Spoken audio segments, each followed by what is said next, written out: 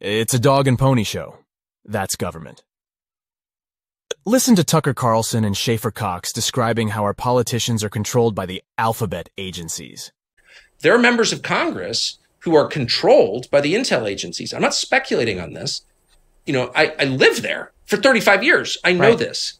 I had a very high-ranking member of the House Intel Committee tell me at dinner at a restaurant in Washington when he'd been drinking, we got to talk about this. And I said, I'll text you. He goes, I can't text.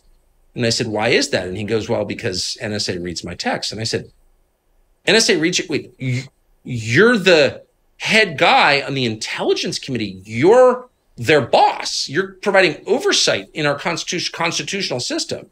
He's like, yeah, but, they're still spying at me. First thing. The next thing that we got to understand about how our system works is that, our senators and our congressmen in Washington, they're not nearly as powerful as you might think. One thing that I've learned from dealing with government and talking to these guys and trying to get down to the nitty-gritty of why can we not be free, why can we not do this, is they are afraid of the agencies. They're afraid of the IRS, the ATF, the DEC, all these other alphabet soup agencies, because what you do is you get this kind of a separate animal from government. In our government we're supposed to have the judicial that reviews and applies, the executive that implements it, and the legislative that writes it. And what you do is you get an agency or a bureau. What the heck's a bureau? We had ATF come to one of our meetings like this. We had 1,000 people, and we asked them, what's a bureau? They didn't know. I said, well, do you know what an agency is? No, they didn't know that either. Well, we got the Internal Revenue Service. What's a service? They didn't know that either. We got the Transportation Security Administration. What's an administration?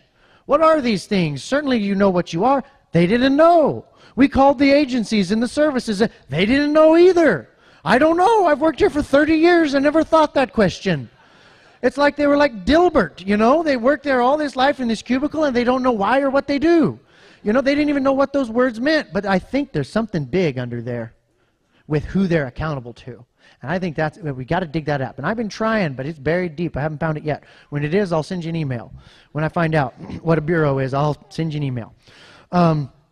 Anyway, these bureaus and all these things, these animals, we don't know what they are, these unidentified species of government, they consolidate all three functions of government into one. They create regulations that have the force of law. They have their own enforcers that come out and kick your door in to make sure you're doing it. That's a legislative function to make the rules. It's an executive function to kick in your door. And then when you get dragged out of there with zip ties on your hand, you go before them, and you have a judicial function. Then they review it themselves with an administrative hearing. That is the consolidation of all three of those powers. It's a loophole. It's a way to get around the checks and balances, and it's so entrenched, and it is so powerful in this government that we've got that our congressmen and our senators are scared of it. And you know what it's doing to them? It's making their role of writing legislation almost purely ceremonial. They're kind of just a dog and pony show. Voting for something that doesn't even exist is a losing proposition. What we need is a new way of thinking, a new paradigm where we question everything, including the need of having a government at all. We need organization to make things run smoothly and provide for our national defense in these times. But we don't need some fraudulent entity telling us what to do 24/7 and spying on us, wasting our money, making war for profit at the bequest of its benefactors. Our public servants are getting rich, but not from their salaries, but from their treason.